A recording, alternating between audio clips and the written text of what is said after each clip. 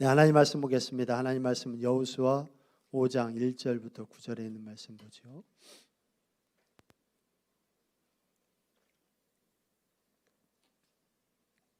여호수아 5장 1절부터 9절에 있는 말씀입니다. 우리 같이 봉독하겠습니다. 여호수아 5장 1절부터 9절입니다. 요단 서쪽의 아모리 사람의 모든 왕들과 해변의 가나안 사람의 모든 왕들이 여호와께서 요단물을 이스라엘 자손들 앞에서 말리시고 우리를 건너게 하셨음을 듣고 마음이 녹았고 이스라엘 자손들 때문에 정신을 잃었더라. 그때 여호와께서 여호수아에게 이르시되 너는 부싯돌로 칼을 만들어 이스라엘 자손들에게 다시 할례를 행하라 하시매 여호수아가 부싯돌로 칼을 만들어 할례산에서 이스라엘 자손들에게 할례를 행하니라. 여호수아가 할례를 시행한 까닭은 이것이니 애굽에서 나온 모든 백성 중 남자 곧 모든 군사는 애굽에서 나온 후 광야 길에서 죽었는데 그 나온 백성은 다 할례를 받았으나 다만 애굽에서 나온 후 광야 길에서 난 자는 할례를 받지 못하였습니다. 이스라엘 자손들이 여호와의 음성을 청종하지 아니하므로 여호와께서 그들에게 대하여 맹세하사 그들의 조상들에게 맹세하여 우리에게 주리라고 하신 땅 곧 젖과 꿀이 흐르는 땅을 그들이 보지 못하게 하리라 하시매 애굽에서 나온 족속 곧 군사들이 다 멸절하기까지 40년 동안을 광야에서 헤매었더니 그들의 대를 잇게 하신 이 자손에게 여호수아가 할례를 행하였으니 길에서는 그들에게 할례를 행하지 못하였으므로 할례 없는 자가 되었음이었더라. 또 그 모든 백성에게 할례 행하기를 마침에 백성이 진중 각 처소에 머물며 낫기를 기다릴 때에 여호와께서 여호수아에게 이르시되 내가 오늘 애굽의 수치를 너희에게서 떠나가게 하였다 하였으므로 그 이름을 오늘까지 길갈이라 하느니라. 아멘 아멘. 며칠 전에 서점에 좀 이렇게 갈 일이 있어서 가봤더니 우리가 잘 아는 그 성공하는 사람들 7가지 습관을 쓴 그 스티븐 코비 있잖아요. 그분이 다시 책을 하나 이렇게 쓴 것 같더라고요. 그래서 효과적인 삶이라고 하는 책이라서 다시 한번 이렇게 봤더니 새로운 책을 낸 게 아니라 이 성공하는 사람들의 7가지 습관이라고 하는 책이 벌써 나온 지가 30년이 됐답니다. 그래서 그 책을 이렇게 줄여서 다시 책을 내서 스티븐 코비에게 배우는 효과적인 삶이다라고 하는 책으로 이렇게 책이 다시 좀 얇게 이렇게 나왔더라고요. 제가 알기로는 우리나라에서도 엄청나게 많이 팔렸고 지금도 전 세계에서 이 성공학 쪽에서는 베스트셀러로 지금도 이렇게 많은 사람들이 읽는 걸로 그렇게 압니다. 여러분들도 읽은 분들이 있을 거예요. 그런데 이 스티븐 코비가 성공학에 대해서 이야기한 이 책에서 내용은 간단합니다. 성공한 사람과 성공하지 못한 사람의 차이점이 있다는 거죠. 성공하지 못한 사람은 항상 사물이나 사건을 볼 때 자신의 시각과 관점과 자신의 믿음과 경험과 자신의 패러다임을 가지고 본다는 거예요. 그런데 그 보는 시야가 결과적으로 그 자기가 성공하지 못한 요인은 항상 외부에서 찾는다는 거죠. 성공하지 못한 사람은 성공하지 못한 이유가 외부에 있다고 이야기를 한다는 거예요. 그런데 성공한 사람들은 성공한 사람의 그 시각에서 또 믿음과 패러다임을 가지고 보는데 그 바꿔야 되는 시각과 믿음과 패러다임을 어디서 시작을 하냐면 자기 내부에서부터 시작한다는 거예요. 그래서 성공한 사람과 성공하지 못한 사람의 차이는 뭐냐? 성공하지 못한 사람은 항상 내가 성공하지 못한 이유는 외부적인 요인 때문이야 그렇게 이야기하고, 성공한 사람은 나부터 바꿔야 되겠구나 생각하고 나부터 바꿔나가는 사람들이 성공했다 그 얘기예요. 결국은 그 얘기더라고요. 여러분, 그렇다면은 우리 믿는 사람들이 가져야 될 이 시각과 믿음과 패러다임은 뭐겠습니까? 성공할 수 있는 이 시각, 우리 믿음에 성공할 수 있는 이 시각은 뭐겠어요? 그거는 당연히 하나님 아니겠습니까? 하나님의 시각, 하나님의 마음, 하나님의 말씀으로 나 자신을 보는 거겠지요. 이 하나님께서는요, 많은 사람들은 직접 말씀하실 걸로 생각하는데 그렇지 않아요. 그건 너무나 위험한 거고, 우리 하나님은 이 성경 말씀으로 우리에게 말씀합니다. 이 하나님은 성경 말씀으로 우리들에게 얘기해요. 제가 여러분들에게 그러면 여쭤볼게요. 여러분들 하나님 이 성경 말씀이 이 성경이 하나님의 말씀인 걸 여러분들 정말 믿으십니까? 이 성경이 정말 하나님의 말씀인 걸 여러분들 정말 믿으세요? 그러면 하나님의 말씀이라고 믿는다고 하는 성경을 여러분들은 왜 이 말씀대로 안 삽니까? 이 말씀이 이 성경이 하나님이라면서요. 그런데 이 하나님의 말씀을 여러분들은 왜 순종하지 않으십니까? 순종하지 않아도 되고 순종해도 되는 거에 아니더라고요. 무서워요. 저도 오늘 말씀을 보면서 몇 번이나 기도하고 또 걷고 또 기도하고 그랬어요. 왜냐하면 저도 두렵더라고요. 저도 조금 전까지 상담을 하고 이야기를 나누고 그랬는데 그분들하고 이야기하다 보면 저도 그러거든요. 저도 다 순종 못합니다. 저도 다 순종 못합니다. 저도 넘어집니다. 그렇게 이야기했어요. 저 스스로도 하나님 말씀에 100% 순종하는 사람이 어디 있어? 그렇게 생각을 했거든요. 아마 이 자리에는 여러분들도 다 그럴 거예요.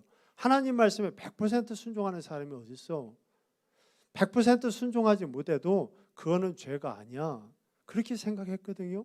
근데 이게 무섭더라고요. 성경에는 뭐라고 나오냐면은 순종해도 돼. 순종하지 않아도 돼. 이 얘기를 하는 게 아니라 그래 너희들이 순종하지 않을 수도 있어. 그런데 너희들이 순종하지 않는 거는 나를 사랑하지 않는 거다. 그렇게 얘기하더라고요. 거꾸로 얘기해서 우리가 순종하지 않으면은 하나님을 사랑하지 않는 게 된다라는 거예요. 요한복음 14장 15절입니다. 너희가 나를 사랑하면 나의 계명을 지키리라. 이게 언뜻 들으면 별거 아니거든요. 너희가 나를 사랑하면 나의 계명을 지키리라. 근데 이거를 거꾸로 얘기하면 무슨 얘기입니까? 너희들이 나를 사랑하지 않으니까 계명을 지키지 않는 거야. 이 얘기가 되는 거죠. 요한복음 15장 10절에도 마찬가지입니다. 내가 아버지의 계명을 지켜 그의 사랑 안에 거하는 것 같이 너희도 내 계명을 지키면 내 사랑 안에 거하리라. 너희들이 정말 날 사랑하면은 내 계명에 순종하려고 그럴 거야. 그렇게 이야기하신다는 거예요. 그런데 우리는 수도 없이 핑계대죠. 순종할 수 없어요, 하나님. 아니, 나는 하나님이 아닌데 어떻게 순종해요? 순종하지 않아도 되는데 하나님은 순종하지 않는 우리들한테 뭐라고 말씀하시죠? 너 나 사랑하지 않는구나. 아니에요. 하나님, 저는 하나님 사랑하는데 아니야. 순종하지 않는 거는 나를 사랑하지 않기 때문이다.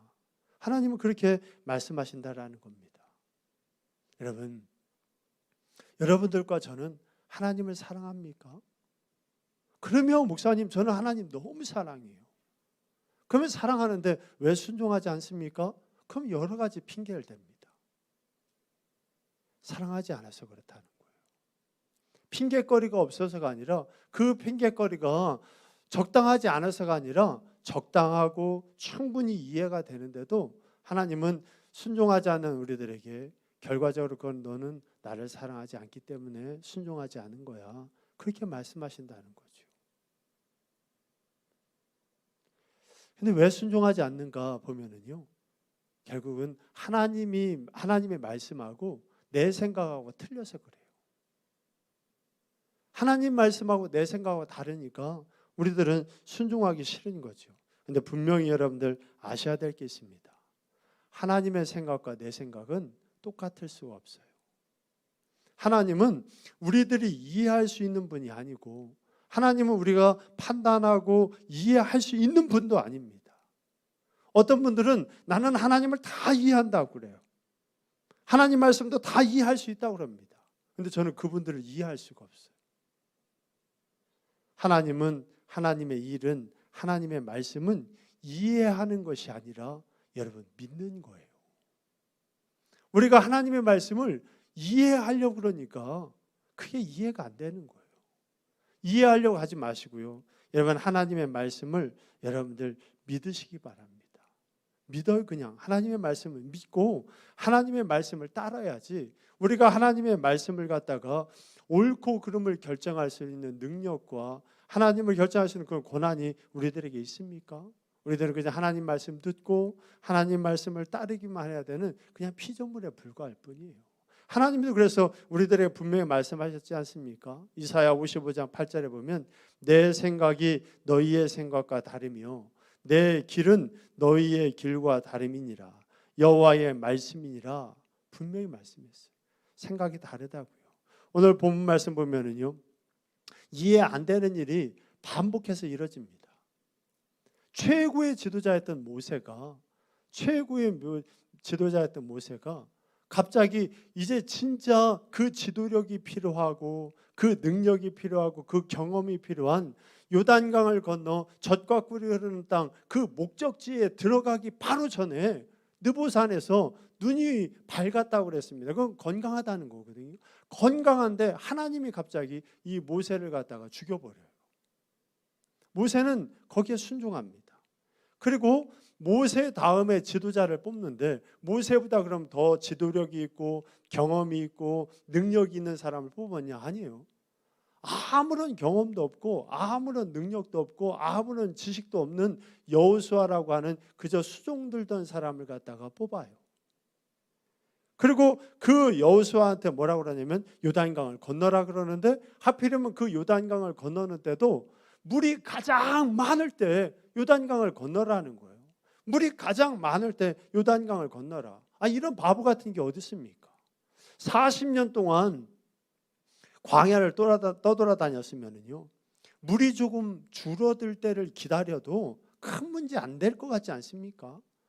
하나님, 우리가 40년 동안 광야를 돌아다녔는데 지금은 추수할 때는 물이 제일 많으니까 좀 몇 주만 좀 기다렸다가 가지요.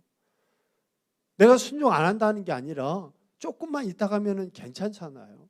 우리가 여기를 넘어간다 하더라도 넘어가면 여리고성과 저 강인한 이방 민족들이 많이 있어서 지쳐서 넘어간 우리들을 다 쳐서 죽인다면은 하나님 영광 가리지 않습니까? 얼마든지 핑계 댈 수 있어요. 그리고 타당한 이야기입니다. 너무 타당한 이야기예요. 그런데 하나님께서는 그들에게 아니, 지금 넘어가라. 여호수아는 또 그 이야기를 듣자마자 우리들에게는 배도 없고 다리도 없고 넘어가서 저 강한 성을 무너뜨릴 만한 능력도 없고 경험도 없지만 하나님이 말씀하시니 지금 넘어가겠다는 거예요. 아무도 이런 거를 경험한 사람이 없어요. 이미 경험한 사람들은 다 죽었어요. 홍해를 건너갔던 사람들은 이미 다 죽었어요. 그리고 홍해를 건너갈 때는 갈라진 물을 건너갔지만 지금은 물이 흐르고 있어요. 갈라지지 않았어. 그러니 그곳을 건너가라고 그럴 때 그들이 얼마나 두렵겠습니까? 그런데 하나님께서는 그렇게 말씀하셨고 그들이 그곳에 발을 들이대는 순간에 그곳에 물이 갈라졌어요. 하나님의 말씀은요, 우리들의 상상을 뛰어넘고 우리들의 경험을 뛰어넘고 우리들의 생각을 뛰어넘어요.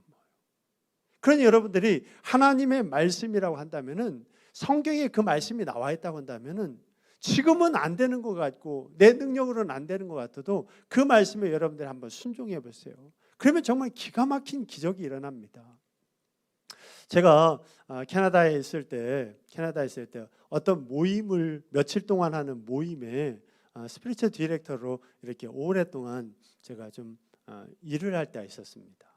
그런데 하루는 참 은혜스러운 이야기를 듣게 됐어요. 이분이 토론토에서 좀 멀리 떨어져 있는 곳에서 가게를 했는데 이 사람들이 줄어들고 가니까 가게를 빨리 팔고 가까운 곳으로 자기가 가고 싶은 곳에 이렇게 가고 싶어서 가게를 내놨습니다. 가게를 내놨는데 가게가 안 팔리는 거예요. 사람이 줄어드는 도시니까. 가게가 안 팔려요. 아무리 가게를 팔려고 해도 가게가 안 팔리는데 마침 그때 그 모임, 그 세미나를 여는데 이 두 부부가 꼭 필요했어요.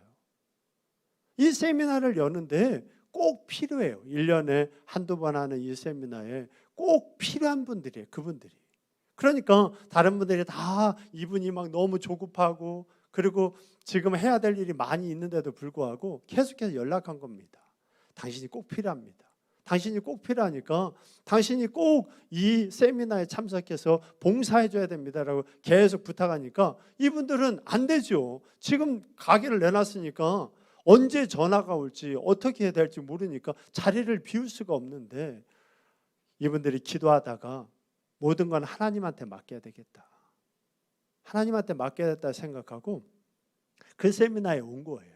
봉사하려고. 봉사하려고 세미나에 오고 그 세미나는 들어오는 날부터 핸드폰부터 다 뺐습니다. 3일 동안 완전히 뺏어서 3일 동안 아무것도 연락을 못 받아요. 이거 말이 됩니까 이거? 가게를 팔려고 내놨는데 3일 동안 핸드폰을 못 받는다니 이건 말도 안 되는 거죠. 포기한 거죠. 자기의 가게 파는 걸 포기한 것 같은 거예요. 3일 동안 내려놓고 3일이 지났습니다. 그리고 모든 게 다 끝나고 난 다음에 다 되돌려 보냈어요. 그 다음에 연락이 왔는데 깜짝 놀랄 일이 생겼어요. 자기가 처음 내놨던 가게 세보다 훨씬 더 가게 그 비가 올라가 있더랍니다. 부동산에서 연락이 왔는데 훨씬 가격이 올라가 있는 거예요.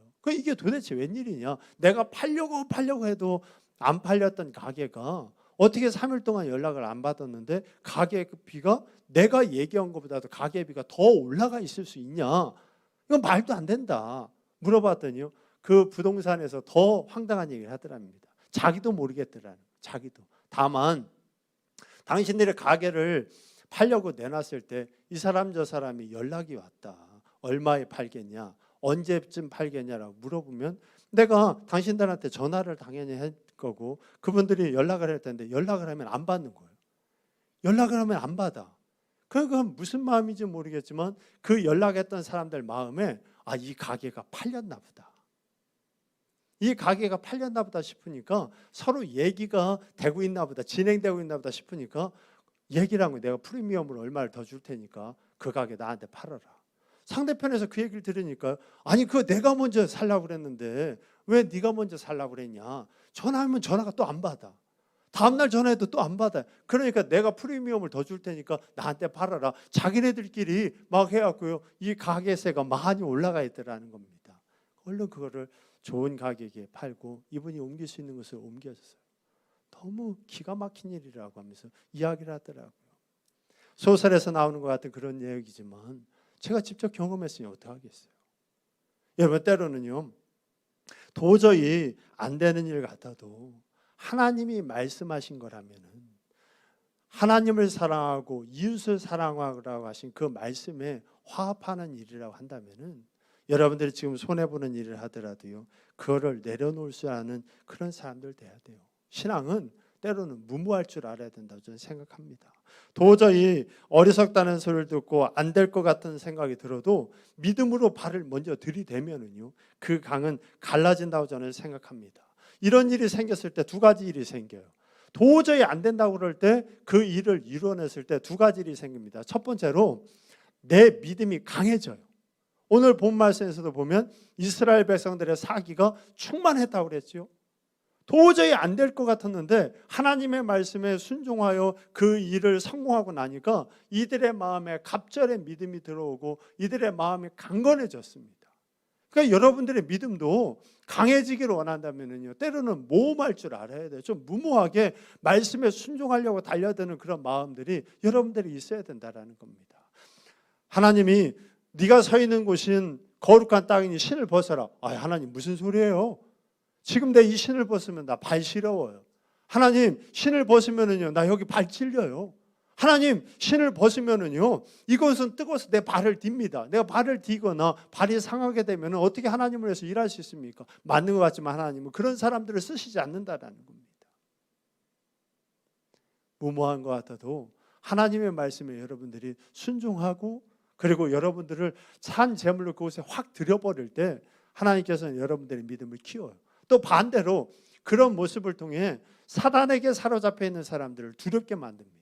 오늘 본문 말씀 1절에도 보면 요단 서쪽의 아모리 사람의 모든 왕들과 해변의 가나안 사람의 모든 왕들이 여호와께서 요단물을 이스라엘 자손들 앞에서 말리시고 우리를 건너게 하셨음을 듣고 마음이 녹았고 이스라엘 자손들 때문에 정신을 잃었더라 그랬어요. 도저히 안 되는 것 같을 때 그 일을 하게 되면은요 내 믿음도 강해지지만 나를 조롱하고 나를 우습게 알고 내가 믿는 하나님을 우습게 알던 사람들의 마음에 두려움을 주고 그들이 하나님에게 관심을 갖게 만든다는 겁니다. 그러니 여러분들이 세상을 변화시키고 싶고 여러분들의 믿음을 변화시키고 싶다면은 여러분들이 신고 있는 그 냄새나는 신을 벗을 줄 알아야 돼요. 영적인 신발을 벗고 하나님이 건너라고 한 그 요단강에 여러분들의 몸을 드릴 줄 알아야 됩니다. 그러면 이 요단강에 너의 발을 들여라 라고 하는 말은 도대체 무슨 얘기겠습니까? 오늘 본 말씀 보면은요, 세 가지를 하는 행위라고 이야기했습니다. 세 가지를 하라고 그랬어요. 첫 번째로는 할례를 행하라고 그러죠. 강을 건너고 난 다음에 하나님께서 이스라엘 백성들에게 세 가지를 하라고 그랬는데, 첫 번째는 할례를 행해라. 할례를 행해라라는 얘기는 뭐냐면, 요즘으로 치면 이 남자의 성기의 표피 부분을 갖다가 잘라내는 겁니다. 포경수술 같은 거예요.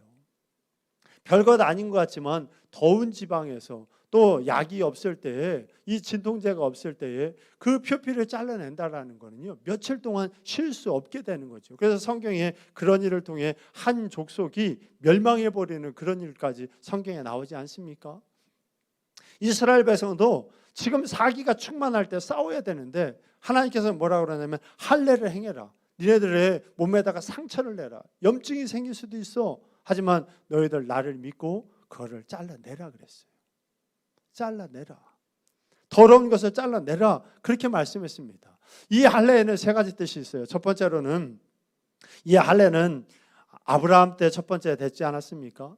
그리고 이게 남자의 성기에 바로 새겨놓는 거기 때문에 너하고 나하고는 언약을 맺었는데 이 언약을 너희들이 지키면 대대로 너와 너희 후손들에게 대대로 축복이 흐를 거다. 이 약속은 너와 나만의 약속이 아니라 너희 후손들에게까지도 대대로 연결되는 약속이다라는 약속의 뜻이 있고, 두 번째로는요, 이거는 다른 사람이 못 보는 곳에 흔적을 남기는 거기 때문에 이 흔적은 하나님과 나 사이의 증표만 됩니다. 하나님이 보시는 거는 뭐냐면은 눈에 드러나는 걸 보는 게 아니라 눈에 드러나지 않는 중심을 보신다는 거죠. 그러니까 여러분들이 눈에 보이는 어떤 행위를 하는 것도 중요하지만 눈에 보이지 않는 이 마음을 하나님께 드리는 행위를 하나님께 드리는 것을 하나님이 더 기뻐하신다는 걸 알고요. 여러분들의 중심을 하나님께 드리기 위해서 싸워야 돼요. 세 번째로 할례는 왜 하냐면은 이 할례를 통해 비위생적인 부분을 잘라내서 내 몸을 건강하게 하고 또 나와 몸을 섞는 내 아내를 위한 건강을 지켜주는 거예요. 다시 해서 이걸 영적으로 얘기하면은 내가 더럽다고 생각하는 부분을 잘라내서 내 영과 육을 깨끗하게 하고 내 이웃들을 깨끗하게 하는 일을 하는 것이 이 할례입니다. 이 할례를 행하라. 하나님께서는 말씀했어요. 더러운 거 잘라내라. 더러운 거 잘라내. 하나님이 하지 말라는 거 잘라내라.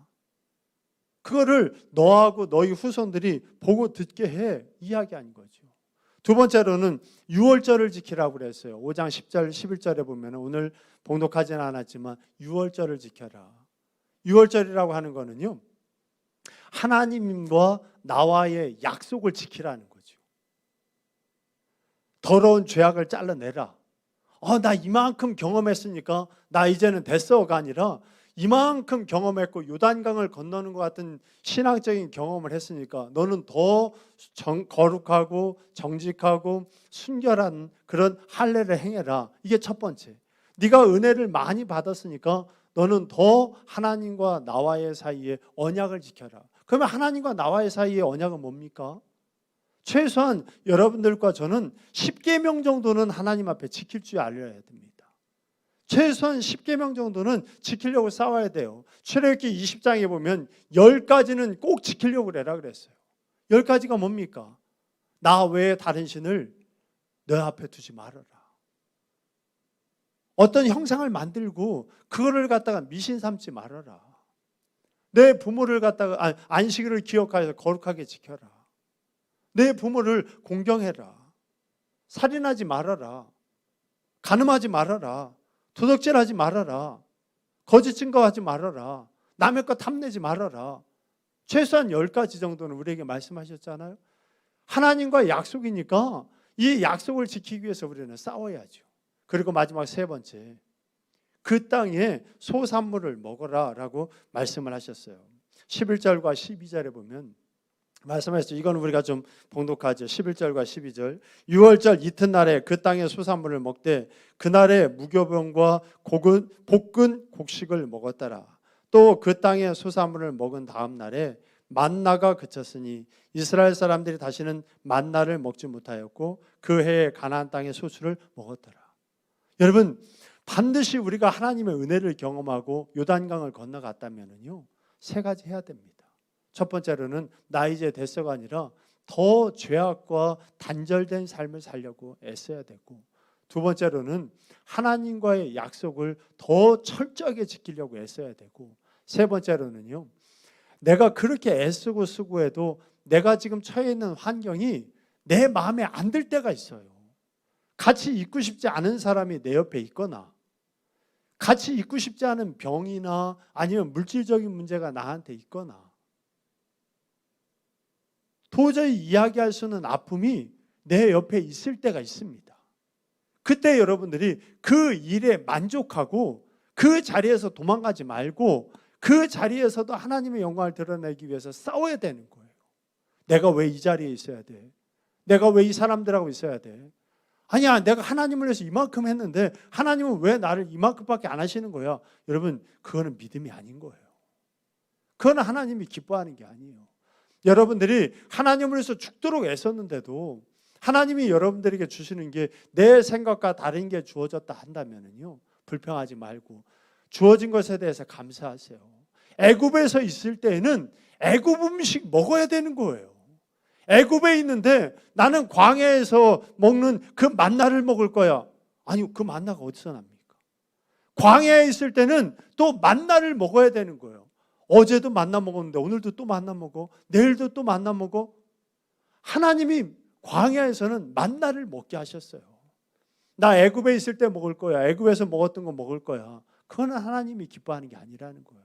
또 반대로 가나안 땅에 들어갔으면 만나도 아니고 애굽 땅에서 먹던 그 야채도 아니고 내 입에 맞지 않지만 그 가나안 땅의 소산물을 먹어야 되는 거예요. 그게 하나님이 우리들에게 주신 겁니다. 나 왜 병들었을까? 나 왜 가난할까? 왜 우리 가족들은 이럴까? 나는 왜 이럴까? 그러지 말아요. 싸우고 있다고 한다면 지금 나에게 주어진 게 조금 나에게 흡족하지 않아도 그거는 하나님이 주신 거니까 거기에 대해서 감사하고 자신감 있게 하나님에게 나아가세요. 그러면은요, 어떤 일이 생깁니까? 오늘 본 말씀 마지막에 보면은 여호와의 군대가 와요. 13절부터 보면 여호수아가 여리고에 가까이 이르렀을 때 눈에 들어본즉 한 사람이 칼을 빼어 손에 들고 마주 서 있는지라. 여호수아가 나아가서 그에게 묻되 너는 우리를 위하느냐 우리의 적들을 위하느냐 하니 그가 이르되 아니라 나는 여호와의 군대 대장으로 지금 왔느니라 하는지라. 여호수아가 얼굴을 땅에 대고 엎드려 절하고 그에게 이르되 내 주여 종에게 무슨 말씀을 하려 하시나이까. 여호와의 군대 대장이 여호수아에게 이르되 내 발에서 신을 벗으라 내가 선 곳은 거룩하니라 하니 여호수아가 그대로 행하니라. 아멘 아멘. 여러분, 내가 강을 건넜다고 그래서 끝난 것이 아니라 강을 건넜을 때 우리는 더 신을 벗으려고 애써야 됩니다. 새로운 출발을 하기 위해 더 싸워야 돼요. 할례를 행하고 유월절을 거행하고 그리고 그 땅의 수산물을 먹기 위해 싸워야 됩니다. 그때 하나님의 군대가 우리들과 함께해서 이기게 합니다.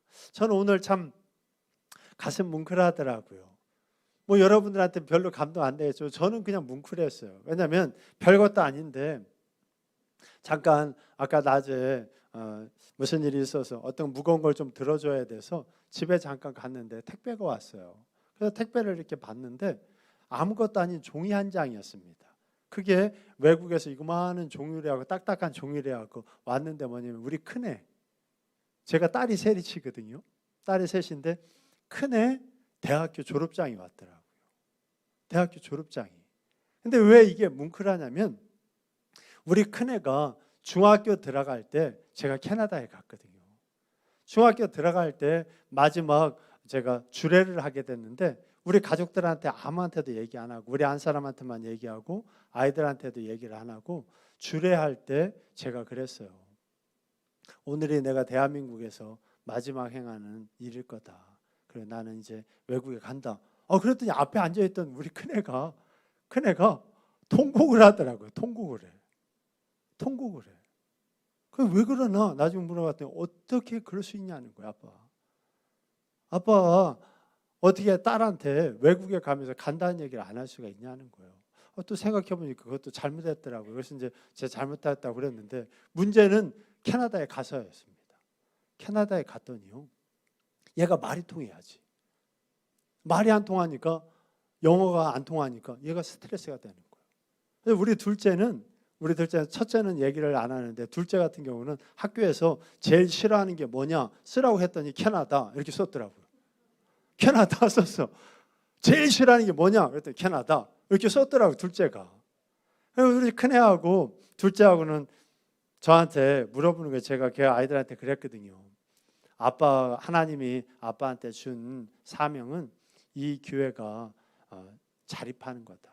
이 교회가 자립하면 그때 하나님이 또 다른 데로 이끌어 주신다고 그랬으니까 그때까지 참자. 그게 몇 년이 될지 모르지만 그때까지 참자. 그러니까 이 아이들은 막 중학교 올라갈 때니까 큰애는 항상 물어봐요. 아빠 교회 언제 부흥해? 아빠 교회 언제 부흥해요? 그럼 저는 이제 미안한 거예요. 미안해. 그래갖고 그럼 뭐 좀 있으면 되겠지. 좀 있으면 되지. 얘는 항상 물어봐요. 아빠 언제 교회 부흥해요? 교회 언제 자립해요? 그걸 이제 물어봤었어요. 그러다가 어느 날 한국에 있는 어떤 좀 큰 교회에서 청빙이 들어왔습니다. 저한테 한국에 있는 큰 교회에서 청빙이 들어왔어요. 저도 뭐 영어도 잘 못하지, 똑똑하지도 못하지. 그렇게 외국 목회에 큰 욕심이 안 들더라고요, 제가. 왜냐하면 제가 그분들한테 도움이 돼야 되는데 전혀 도움이 안 되는 것 같은 거예요. 저 스스로도 자꾸만 낙심되고 늘지 않는 영어, 줄어드는 한국말 이게 날마다 그러니까 죽겠는 거예요. 그래서 근데 그때 마침 이게 큰 교회에서 청빙이 들어왔으니까 얼씨구나 좋다, 가야 되겠다 하는 생각이 드는데 마음 한 구석에서 요만큼 걸리는 거예요. 너 항상 그랬잖아. 교회가 부흥하면, 교회가 자립하면 그때 돌아간다고 그랬는데 너 교회 지금 자립했냐? 너 하나님이 원하는 거라면 네가 만약에 하나님이라면 너 어떻게 할 거냐? 그 질문이 제 마음에 자꾸 들어요. 예수님이라면 이럴 때 어떻게 했을까? 그 질문이 자꾸 들어서 하나님, 내가 결정할 수 없으니까 내가 한 명을 고르겠습니다. 그리고 그 한 명을 골라서 그 한 명한테 한국에 갈 거냐 캐나다에 남을 거냐 물어보겠습니다. 물어봐서 그 한 명이 캐나다에 남는다 그러면 남고 한국에 가겠습니다 그러면 가겠습니다. 그러고요 한 명을 고르는데 제 마음에 이 작은 꾀가 생겼어요. 어떤 꾀가 생겼냐면은 한국 제일 가고 싶은 애가 누군가 제 주위를 딱 보니까 한국 안 가겠다는 사람을 고르는 게 아니라 제일 한국 가고 싶다고 하는 애가 누군가 봤더니 우리 큰애더라고요. 얘는 날마다 물어보니까 아빠 언제 한국 가요? 나 너무 힘들어요. 그러니까 이 아이를 불렀습니다. 한술아, 아빠가 한국에서 청빙을 받았다. 아빠가 간다고만 하면은 오케이만 하면 바로 한국 갈 수 있어. 어떻게 해야 되냐? 그랬더니요. 당연히 가야지 아빠. 무슨 소리야? 그럴 줄 알았는데 이놈이 눈빛이 휙 바뀌더라고요. 눈빛이 휙 바뀌더니 저한테 뭐라고 하냐면은 아빠 우리 때문에 한국 가려고 하지 마세요.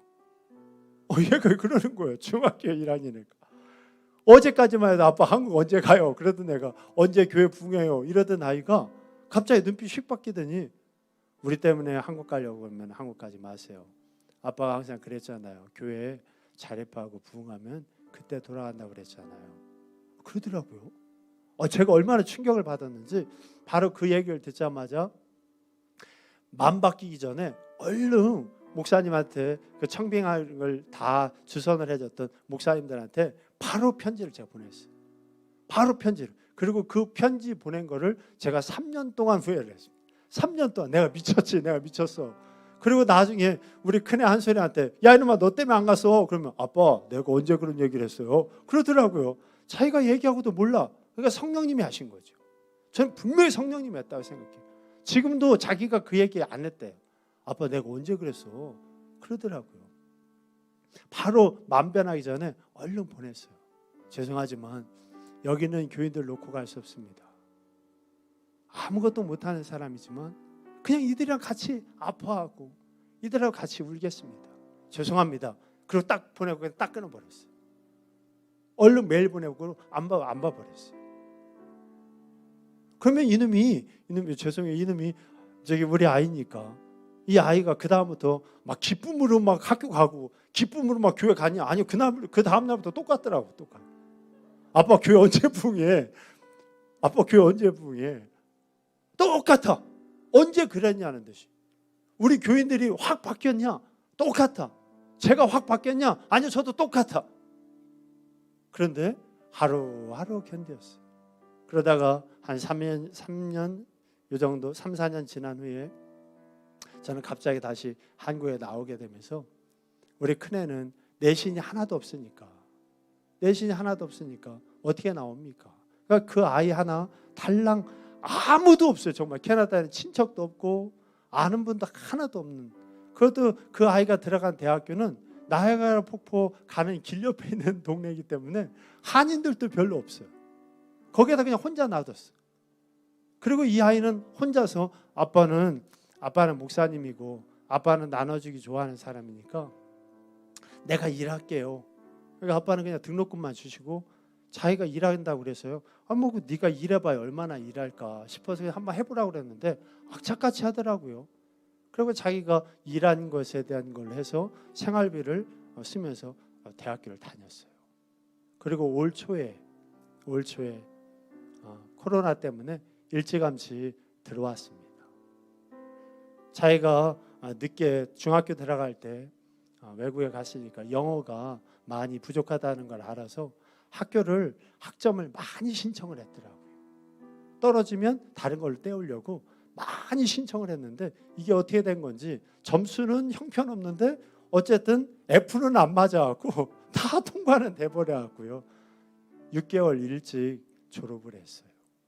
일찍 졸업을 하고 졸업장이 오늘 왔더라고요. 얼마나 가슴 뭉클한지. 그렇구나. 하나님이 하는구나. 하나님이 해. 우리들 생각에는 중학교 들어갈 때 가서는 안 됩니다. 나올 때도 둘째가 중학교 2학년이라 둘째는 놓고 가야 됩니다. 아니요. 하나님이 하실 겁니다 했지만 걱정했는데 둘째도 이번에 대학교에 들어갔어요.